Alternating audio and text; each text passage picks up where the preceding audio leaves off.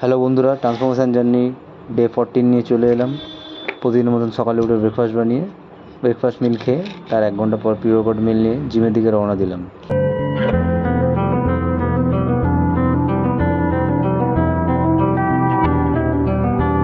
জিমে ঢুকে চেঞ্জ করেছিলাম বাইসেপ আর ট্রাইসেপ ওয়ার্কআউট।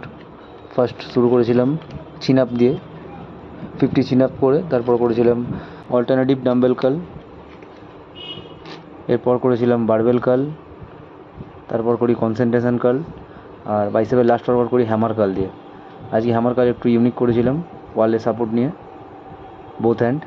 প্রতিটা ওয়ার্কআউটের আমি 4টে করে সেট 12 রেপিটেশন করেছিলাম বাইসেপ। এরপর করেছিলাম ট্রাইসেপ ওয়ার্কআউট। ট্রাইসেপের শুরুতে 50 পুশ আপ দিয়ে ট্রাইসেপ শুরু করেছিলাম।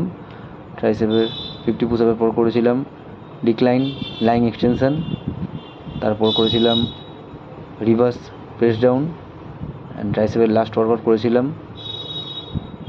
Cable French press.